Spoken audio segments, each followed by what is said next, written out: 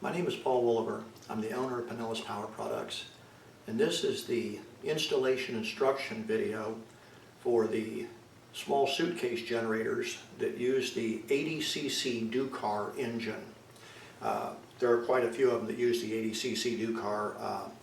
The Power Horse 2000, the Predator 2000, the Echo Bearcat 2000, the WEN 2250, the Ryobi 1800/2300. For the purpose of this video, I will be using the new Ryobi electric start 1800 running watts and 2300 startup watts. Incidentally, if you go to the Ryobi website and open up their parts book to order replacement parts, it says Homelight 1800/2300 electric start generator, which leads me to believe that there's about to be a Homelight version of this also. I can't confirm it, I can't find any other evidence of it, but the Ryobi website says Homelight on the top of their parts breakdown.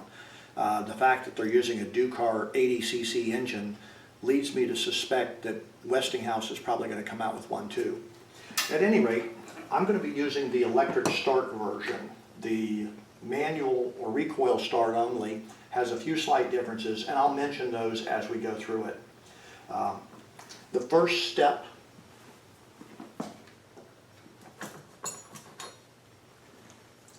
is going to be to mark the fuel control valve.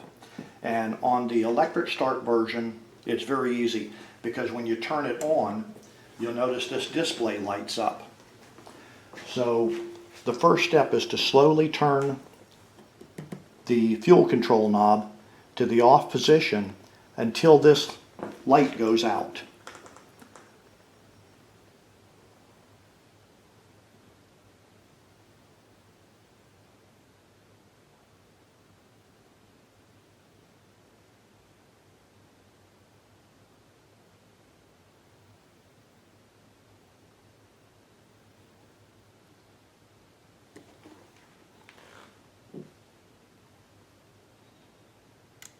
Okay, then I'm going to make a mark right here on the red label, right even with where the light went out. Now incidentally, and I'll get over or cover this in more detail when we go to starting up and running it, you can't just turn it from the off position to this position and have it light up. You've got to turn it to the on position and then back to this position. And then you'll notice the light is still on. So you've got to turn it past this and then back. The next thing that we're going to want, let me mention something else here also. With the recoil only start, it does not have a battery, so it won't power up when you do this. What you'll have to do is start the generator, and then with the generator running, slowly turn this switch to the off position, and you'll notice that the display panel will go dark and the generator will stall. And at the exact moment where it did that, make a little line. Okay, the next step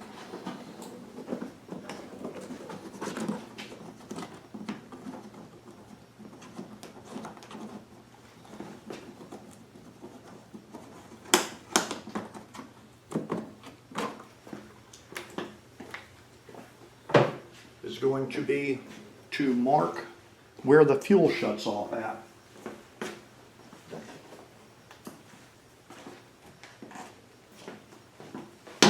So what we're going to do is we're going to turn the fuel valve all the way to the off position, and that was that gray knob. And then we're going to remove the fuel line that goes into the carburetor. I don't know if you can see it there or not, but it's this one right here. And that's held on with a Corbin clamp. So I'll go ahead and remove the Corbin clamp and slide the hose out.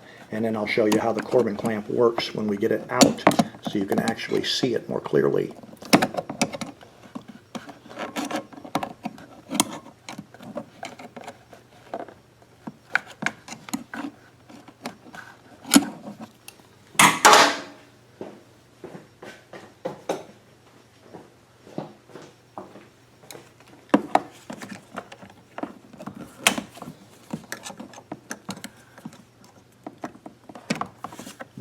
flashlight so I can see it better for right now, and then I'll give it back to you in a minute.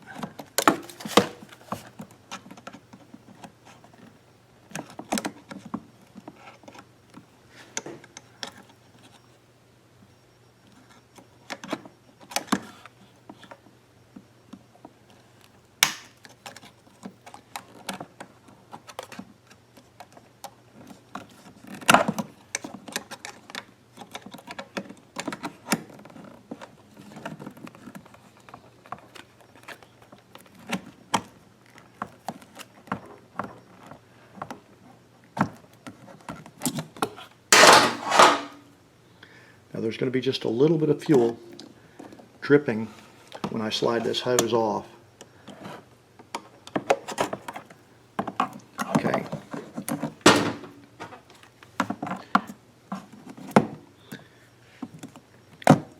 Here's the hose, and here's the Corbin clamp. Let me just slide that Corbin clamp all the way off of here. This is how a Corbin clamp works. You squeeze the two tabs and the clamp opens up so it doesn't bind as tight on the hose. Okay, what I'm going to do is I'm going to slowly take this knob and move it to the on position over here. I'm going to slowly turn the knob clockwise this time, which would be this way, until fuel starts to drip out of that, and then I'll mark where fuel drips out.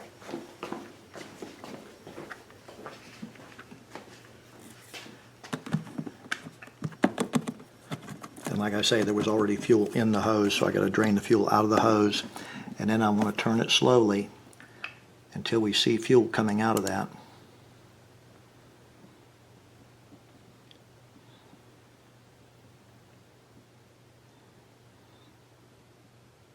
Okay, right there. Right there's where the fuel's coming out. Okay, now come over here and we're going to mark where fuel started coming out at. And this is going to be our sweet spot, right between these two lines. What this is going to do for us, let me shut this off so the battery doesn't die, is two things. Whether you're using the electric start version or the recoil start version, you would turn it, with the recoil start only, you turn it all the way clockwise, as far on as it go. Start up the generator, and then run it back to the run position. On the recoil start only, it's labeled start, run, and off. And the start position, it's choking with the cable choke that's tied to a cam on this knob. With the electric start version, it's fully electronic, and it's done by a cylinder head temperature sensor. So, like this one being the electric start version, it's only labeled on and off. But what we've got here between these two lines is the fuel is shut off, but the ignition system is still on. So if you are running it off the stock tank, you move it down to here, and that will allow you to use the fuel that's in the float bowl of the carburetor instead of having to drain the carburetor separately. It also will allow us to run off of a remote tank, and that's the main reason why we're doing this, because with the fuel between these two lines, it'll have spark, but it won't be letting fuel out of the stock tank, which will cause it to pull fuel from the remote tank by the fuel pump that we're going to be installing. Okay, so the next step is going to be to remove this side panel .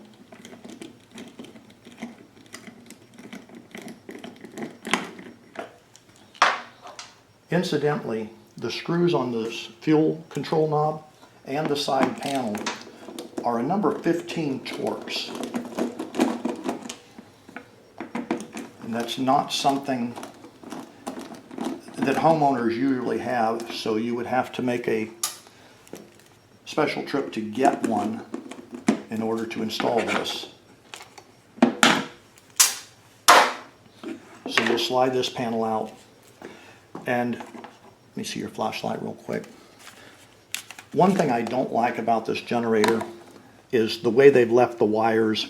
This is the recoil start rope, and if you're pulling that recoil start rope, it could easily cut through the insulation on some of these wires. So we're going to zip tie them out of the way when we're finished. This wire that I'm unplugging is the cylinder head temperature sensor, and that's how the choke or the electronic choke knows that it either needs choke or does not need choke. Come around to this side here, and we'll remove the breather hose.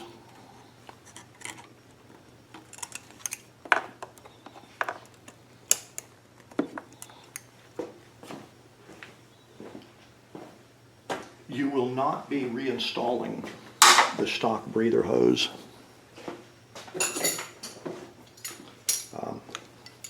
The next step is going to be remove the cylinder head temperature sensor, and that's the wire that we just unplugged. And you'll notice the upper left valve cover bolt is the sensor itself, and when I get it out of here, you'll be able to see it more clearly.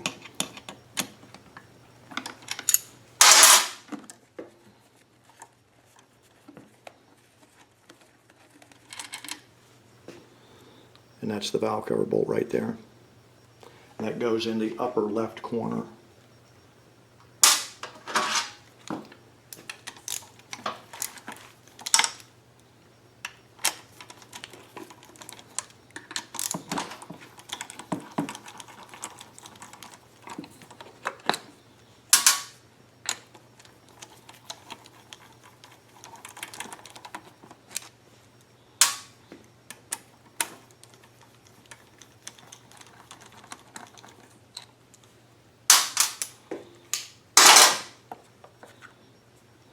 You'll pull the valve cover off. You'll notice parts of the old valve cover gasket stuck to this surface.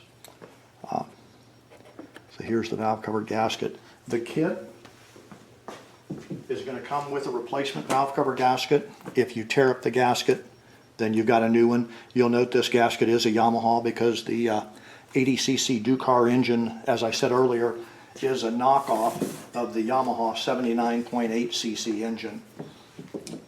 So the next step will be to remove the breather plate.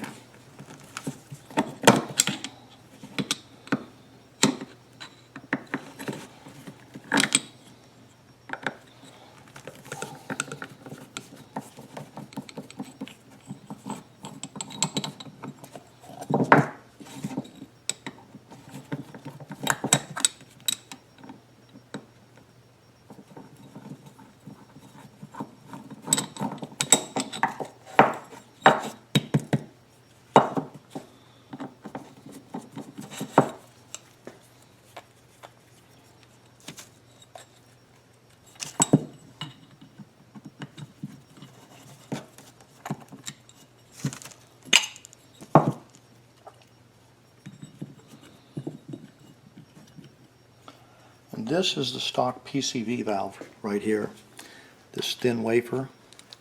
And you need to disable the stock PCV valve. A pair of needle nose pliers and bend the reed valve back to where it stays in the open position on its own.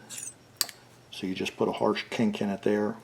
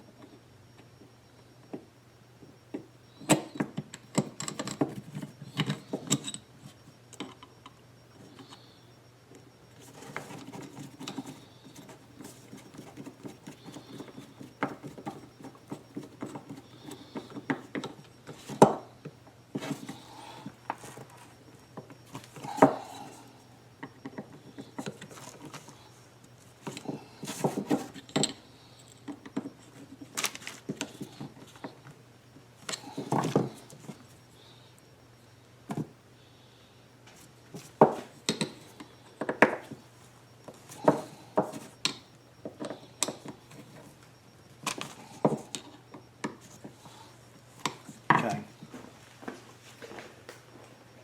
Now let's take a look at that valve cover gasket.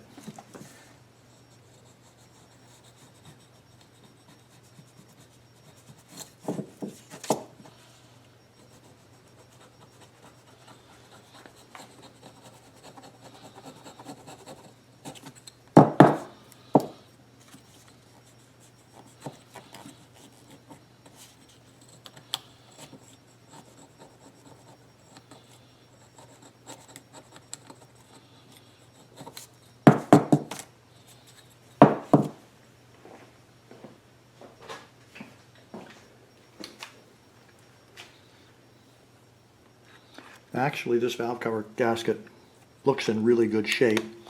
I am going to go ahead and reuse the old gasket only because I'm going to be shooting another video for another subject on this engine a little bit later, and I'll replace the gasket then. But if you were doing just the fuel kit install, you would then choose either to replace the gasket based on the condition or reuse it if it was perfectly good.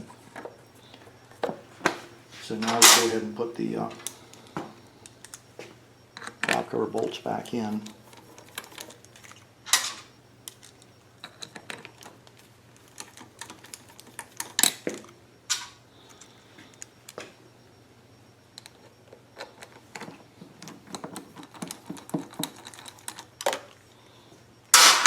Now what I did with the temperature sensor, because it's so confined in there, you can't get a wrench on it this way between the valve cover, and you can't get a socket on it because there's a wire.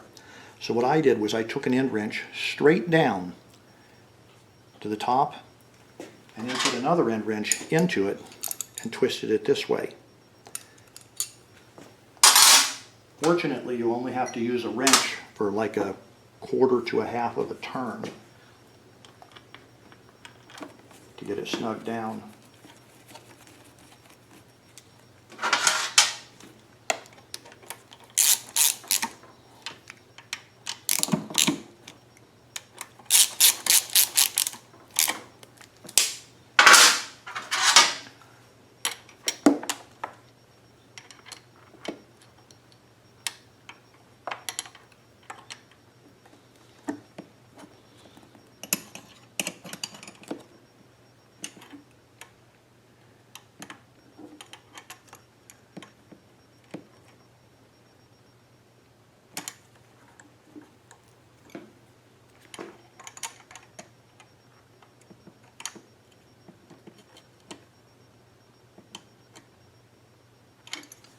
That's right there. Then we'll go ahead and feed the wire back through right over the top of the engine. It'll come out here on this side. And we'll go ahead and plug it back in right where it originally started.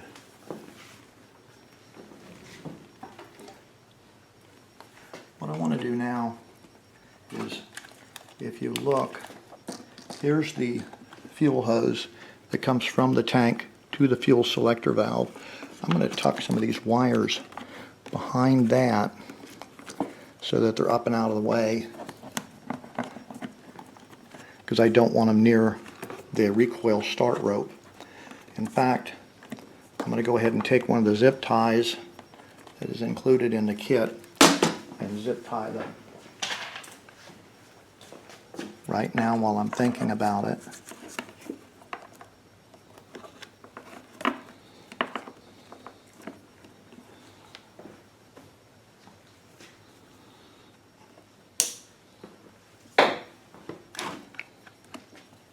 Okay. So now it's a nice clear shot. There's nothing interfering with it.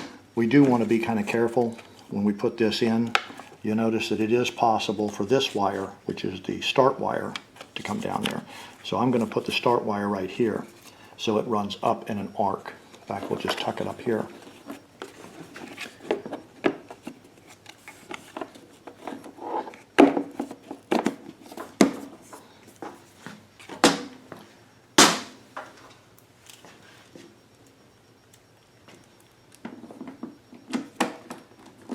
As I stated earlier, these are a number 15 Torx fastener.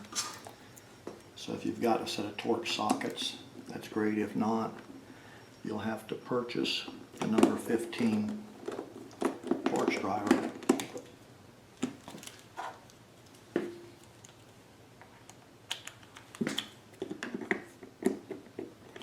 Incidentally, when you look at this, there are 3 sharp corners and 1 rounded off corner that's an index. And as you remember, the tab with the line in the middle of it faced down, so it's pretty easy to get that back in place, because as you remember, we shut the fuel to the off position before taking that hose off on the other side.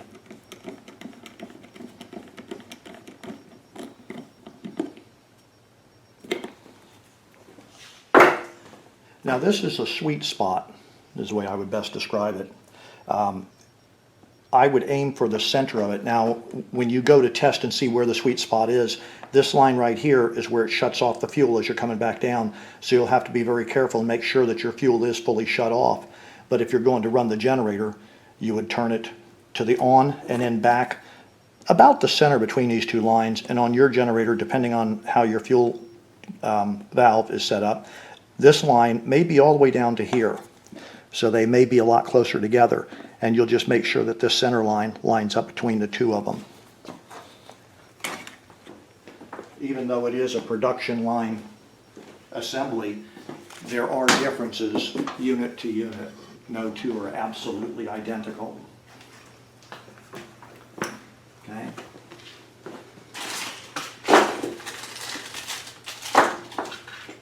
Incidentally, included in the kit is a flash drive with a copy of the video you're watching, and the video on the flash drive doesn't have commercial breaks in it. I've noticed that YouTube has taken to putting commercials in the middle of my videos now. And then there's a written instruction that basically tells you you've bought the greatest thing since sliced bread. But the next step is take a section of 1/4-inch hose that's in the kit. Remove the fuel pump from the kit. There are 2 little caps on it. On the fuel pump, this port right here has the P next to it, and that's a pulse port. This port down here, which has a little arrow pointing in, is fuel in to the fuel pump. This port here pointing out is fuel coming out of the fuel pump. So what we're going to do is we're going to go ahead and let me go ahead and add the PCV valve to it now, because that makes it just a little bit easier to fit into place. This is the PCV valve. It's included in the kit, and it'll go onto the pulse port.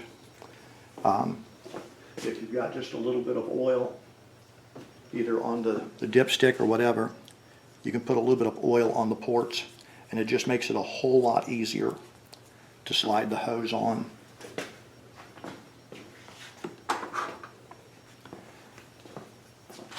The kit comes with a whole bunch of these small nylon clamps. In this particular kit, they are all the same exact size, so that'll make it a lot easier on you.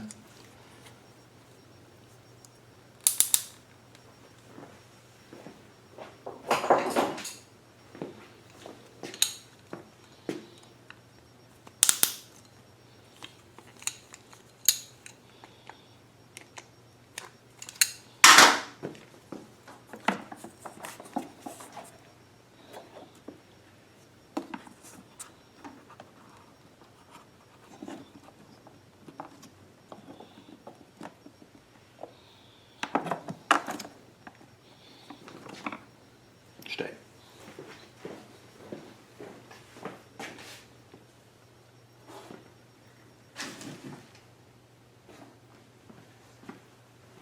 Okay, where's my steppers? First step is going to be to cut a section of this hose 8 3/4 of an inch long.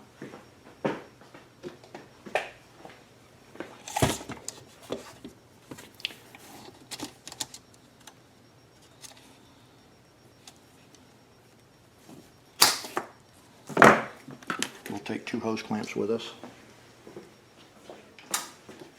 the first, or this end of it, we're going to slide onto the carburetor right where we removed the stock fuel line, which is this hose here.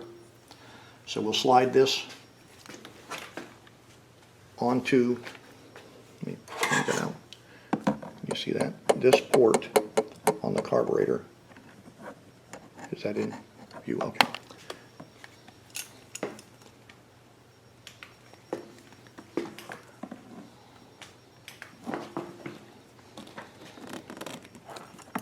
Okay, if you can see it slid all the way on.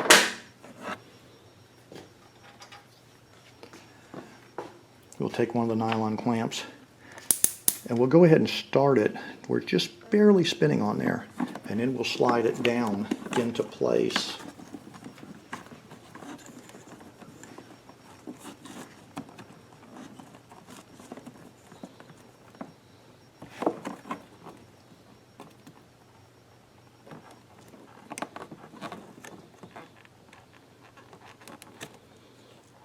See the flashlight.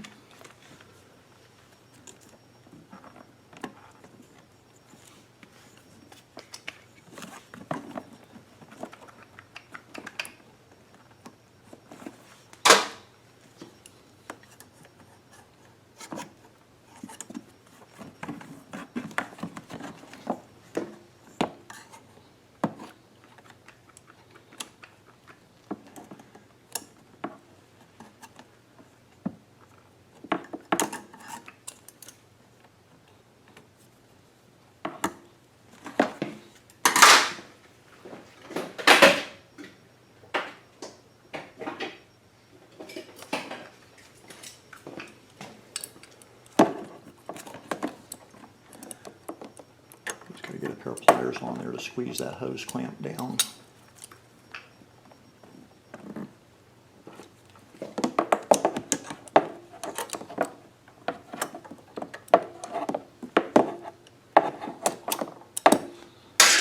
I'm definitely going to be able to do it in such a way that you can see me do it, but I'm going to hold that just right here.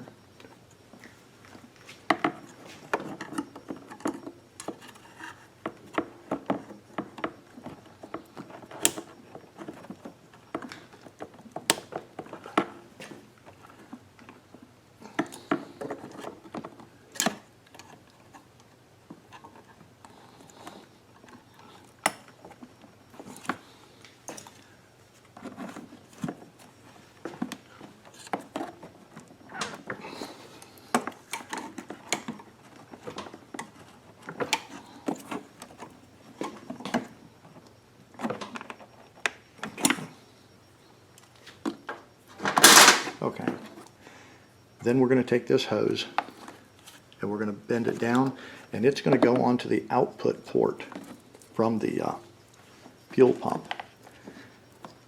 And remember the one on the carburetor, the same size, but only it was steel. And the hose clamp works the same way. Unfortunately, where the other one is, you just can't see me squeezing it down.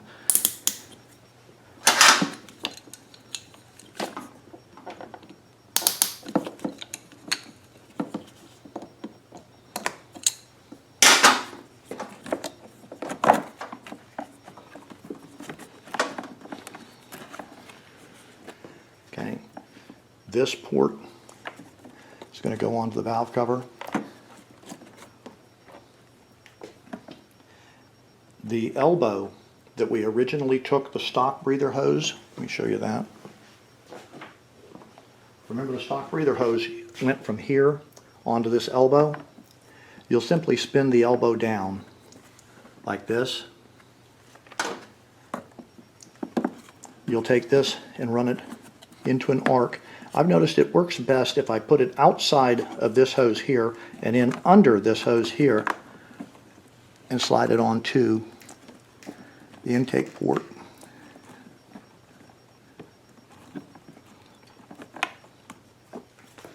And then I'm going to take zip ties, or excuse me, the clamps, and put them on all the fittings.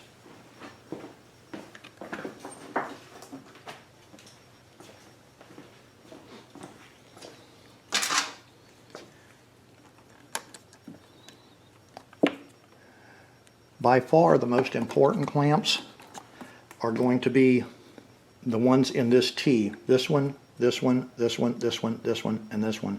After the PCV valve, it doesn't really matter as much, because if you're noticing, when we pulled it off, the original stock hose was just barely held on, but this is producing the shock wave that's going to power the fuel pump, so we don't want any leaks there.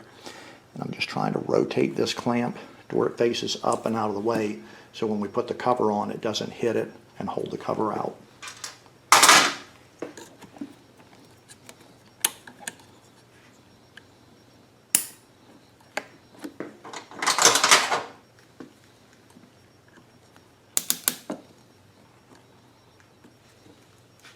Another thing I wanted to touch on real quickly here is this generator. If you read the reviews, they say that it is really, really, really hard starting, and some people complain that they returned it.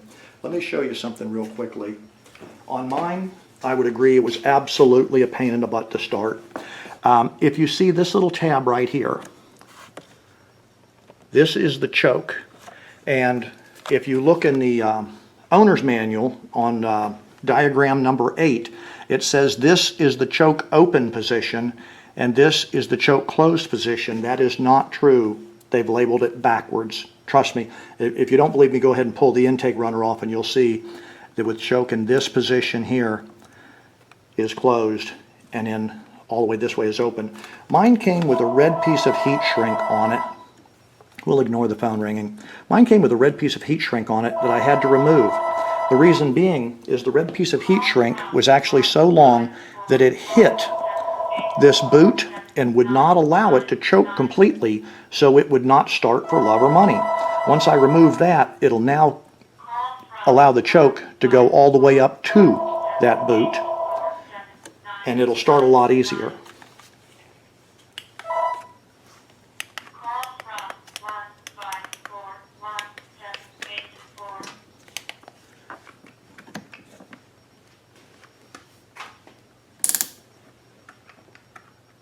So when we put these clamps on and this hose, you definitely want this clamp to be facing up, because you don't want it to be in any way interfering with the choke operation.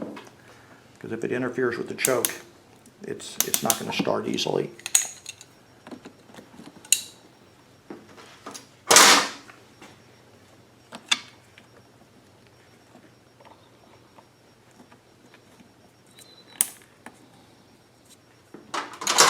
I'm going to put this one facing this direction again so that it doesn't touch the cover.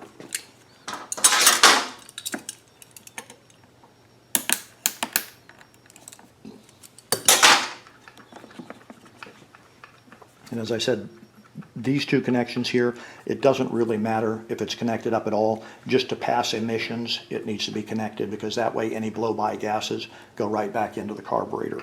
And that's the purpose of them.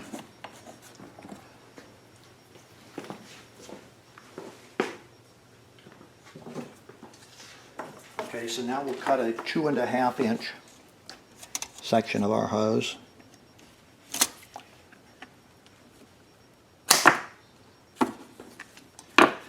We'll take the T connector that came in the box of small parts. A little oil on this, make it a little bit easier.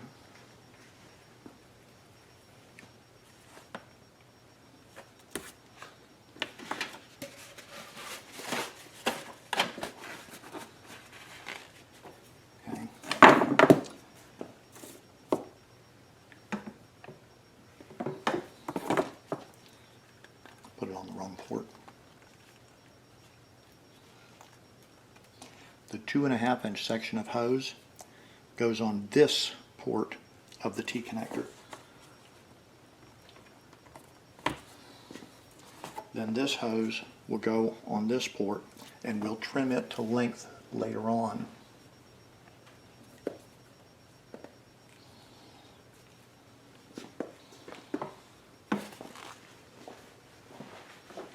Okay.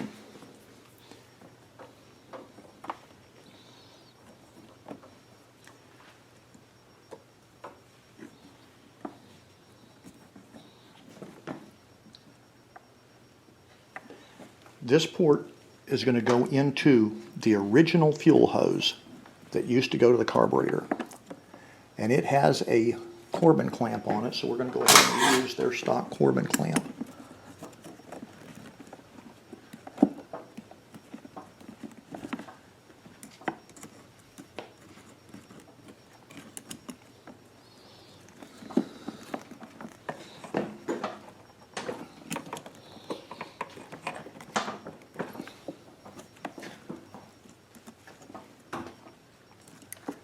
Okay, can you see that clearly? That's the stock hose. That's the stock Corbin clamp. I'm gonna look in here and make sure that we don't have any hoses pinched or anything like that. I actually, I don't like that. Let me slide this off. As you're going through this, make sure that none of the fuel hoses are pinched or running too near any wires or anything like that. I'm going to take this stock hose and run it over this other hose because I don't like the way they had it routed. Let me see the fuel or the flashlight. Okay, now you can see that the hose is unobstructed all the way to the fuel selector valve. There's a fuel filter there and it's nice and clean. It only takes just a couple more moments to make small corrections like that at this time. Whereas if you were to totally assemble it and then start running it over the weekend or something and discover a kink in a fuel line and the generator stall because of it, you'd be a bit frustrated. Okay. Feed this under here, and you'll see why in a minute, because it makes it easier to hide the fuel filter in an area that's easy to service. Okay, so on this tab of the fuel tee, we use the stock clamp. On this tab and this tab, we're going to use more of the white nylon clamps that came in the kit.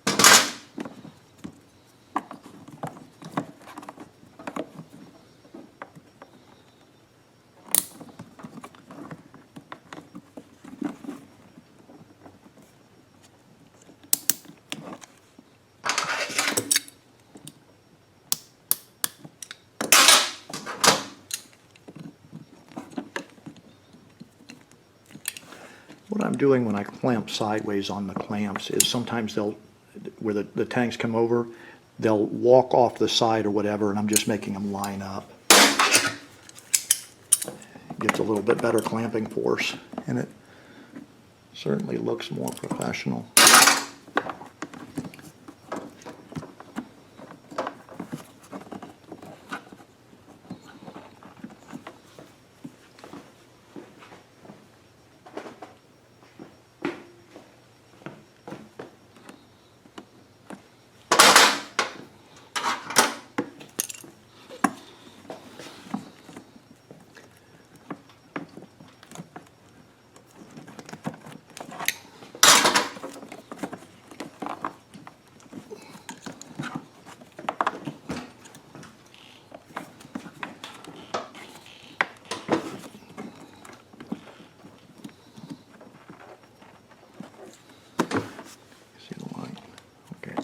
More to go.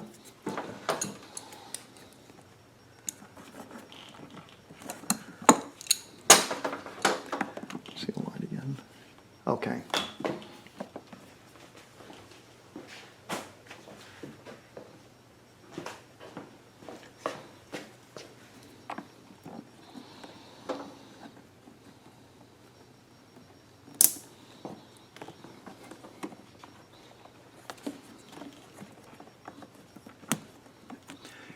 The fuel pump, we're just tucking back behind this tab, and you'll know how far back it goes based on the length of the PCV valve, which I've already cut to length.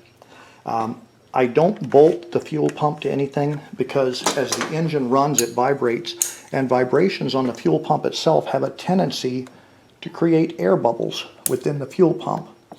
So if it's just hanging on the hoses, it makes it kind of a suspension mount so that the pump doesn't vibrate so badly. So now what we're going to do is we're going to make sure that we don't have any pinched fuel lines and that this fuel line does not interfere with the choke in any way, shape, or form. Okay. Now we're going to take this hose, run it down, and ultimately it'll go down and then loop back up and hook to our fuel port. In this area here somewhere is where we want to put the fuel filter. On this particular generator, this entire side cover comes off, so it's not really that critical. It's not like you're trying to make it visible behind a tiny little door like some of the others have. But you want the fuel filter to be serviceable. And remember that the fuel is going to come in through the service port and flow to the engine. And these arrows indicate the direction of fuel flow. So obviously on this engine, they'd flow or point in this direction. Just based on the layout here, I'm going to say that this is probably our best position to put the fuel pump or fuel filter in. What I want to do is I'm going to go ahead and zip tie these hoses to where they're not going to move around right now, and then we'll double check our fuel filter location.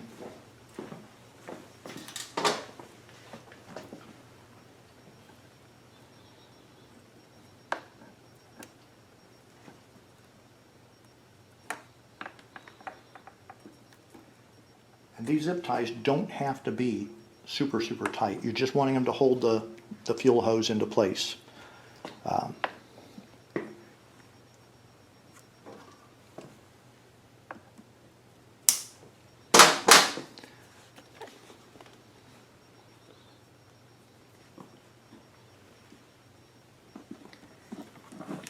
You want to make sure that the hose that we installed that goes from the pump to the carburetor is not kinked, or I should just say none of the hoses that we're installing or touching are kinked in any way, shape, or form. Okay, I'm going to go ahead and cut this hose so that we'll position the fuel filter right down here.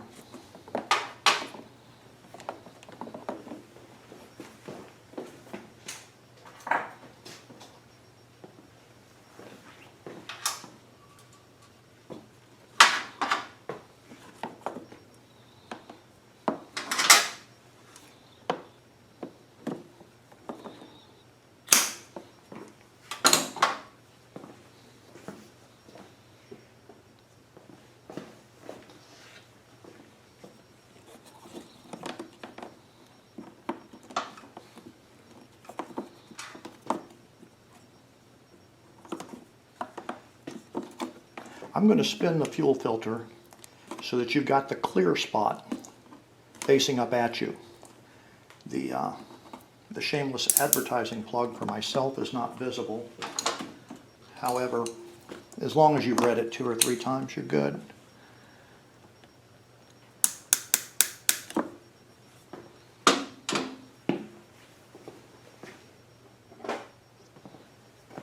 If you don't have a little cap full of oil to put on all the hose barbs, you can take the dipstick out and just dab a little with the dipstick, and that'll put just enough oil on the hoses to make your life easier when it comes to assembling it.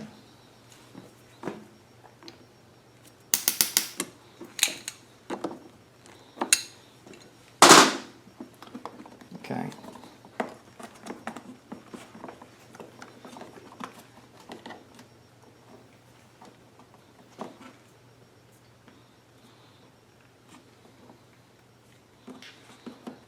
That should work right there. So the hose is going to go onto a fitting that we're about to install. I'll do the fitting first, and you'll be able to understand the hose better. The fuel inlet port is going to be using a Yamaha marine fitting and a hose barb screwed onto the bottom of it. They're both a pipe thread, so the male thread is larger than the female thread, so it gets tighter and tighter as it goes on. And what it'll do is it'll create a pinch point between here and here and grip onto the plastic housing. So what we're going to do is we're going to drill a hole through here, and then we're going to cut this bubble wrap insulation that they've got so that this pinches against the plastic housing.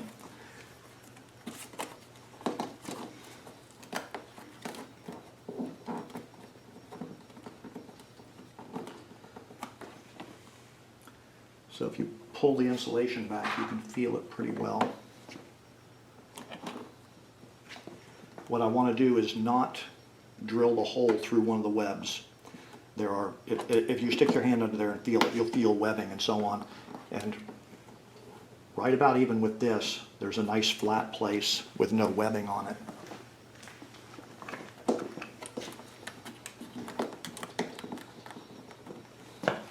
Don't judge it by the decal, because the decals were installed by humans and they may very well not be in the exact same place. So if you stick your fingers underneath it and feel it,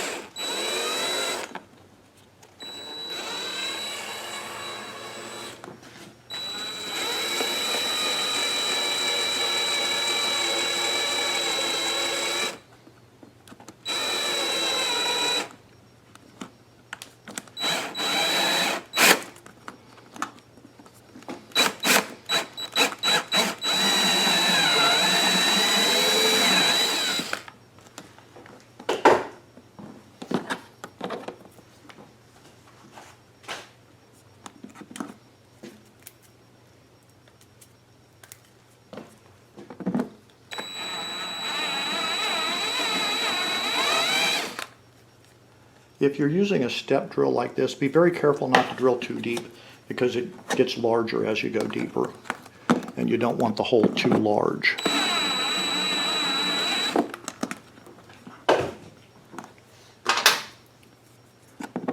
Okay. Because we're so close to the finished size, I'm going to clean the rest of it up with a repairman's reamer instead of with the step drill, because I don't want to go too big.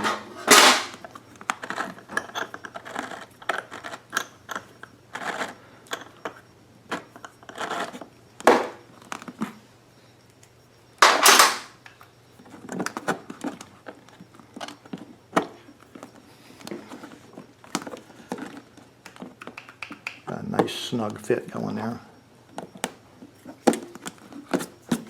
Okay. Included in the kit, there's going to be a roll of Teflon tape. You'll wrap the Teflon tape around the male threads.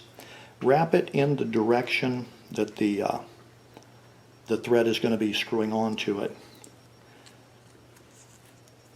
And be careful not to overlap the end.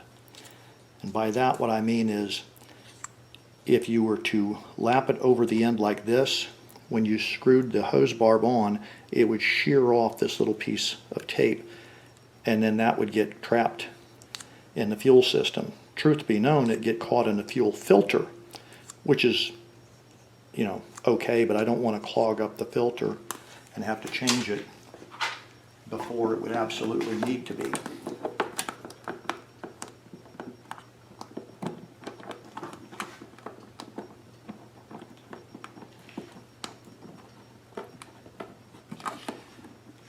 When it's all done, I want the barbs to be facing forward, because the hose is going to snap on it forward. If it were to face the back, then your hose would be hanging by here by the exhaust, and you don't want exhaust blowing onto a gas line. You could face it over here so that your fuel hose came under the handle and then snapped on, and that would be an acceptable solution also, because then the handle would give it somewhat of a strain relief. The hose wouldn't be jerked around too much. So at any rate, just keep that in mind as you are assembling it.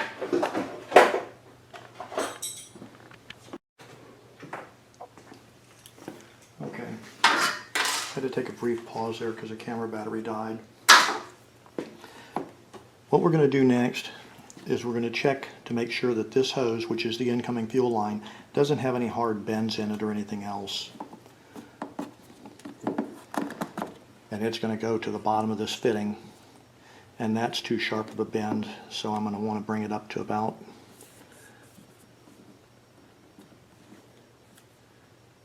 that's a nice smooth bend there.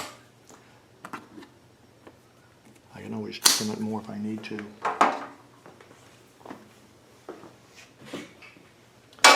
Remember earlier I was saying we're going to have to trim the insulation around the fitting where it comes through.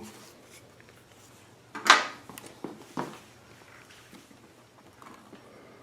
I'm going to cut right around that hose barb.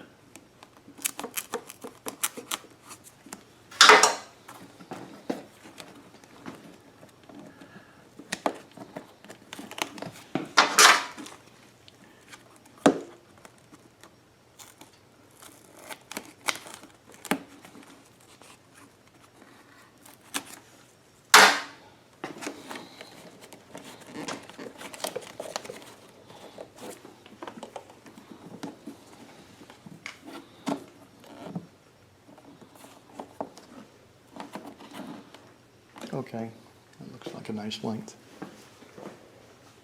A little bit of oil on the hose barb here.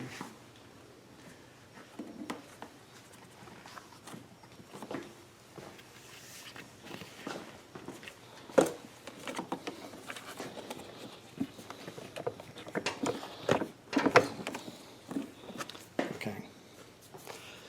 Having thought about it, I think that the fitting up here would work better with the hose coming under this and then snapping on. That way the hose is in a bit of a strain relief there also. So next step will be put another clamp right up here on the hose barb.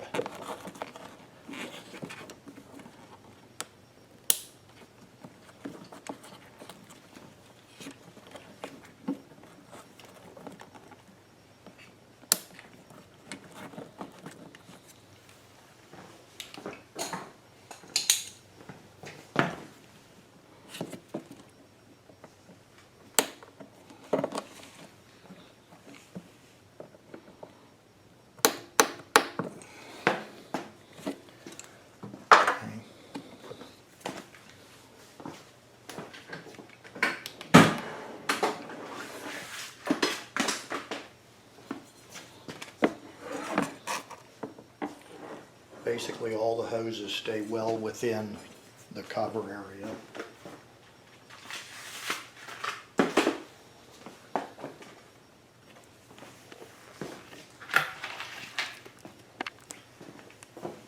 If you look right here on the bracket that holds the stepper motor for the choke and the throttle, there's a slot right here. So I'm going to put a zip tie through that slot to hold this hose in place a little better. I'm not going to pull it up really tight. I'm just going to hold the hose in place.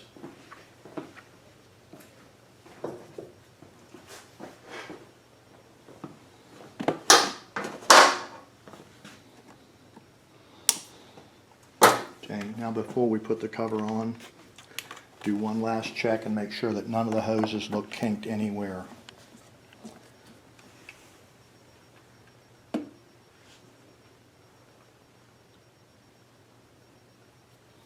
No hoses pinched or kinked, anything like that. Okay.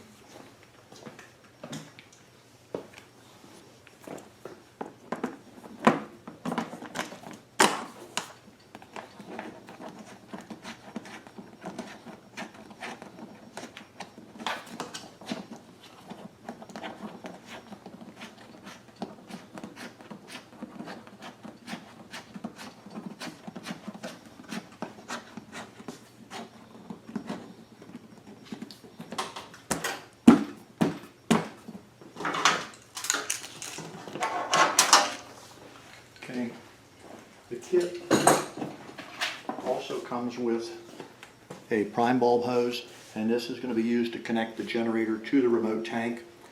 It also comes with another fuel fitting. This will be screwed into the remote tank. This hose will have an arrow on the prime bulb, and it points in the direction of fuel flow. So you're going to want the arrow to be pointing toward the generator instead of toward the fuel tank. If you're watching this video on YouTube, then if you follow the link in the description area, it'll take you to my website. If you have any questions or anything like that, look at the listing on the website. It'll give you just about any information you want.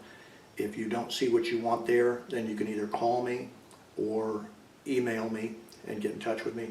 Please do not attempt to contact me through YouTube. I do not monitor the YouTube videos for any kind of communication. If you want to contact me, go to the website and contact me either by phone or by email. That should just about get it. Thank you for watching.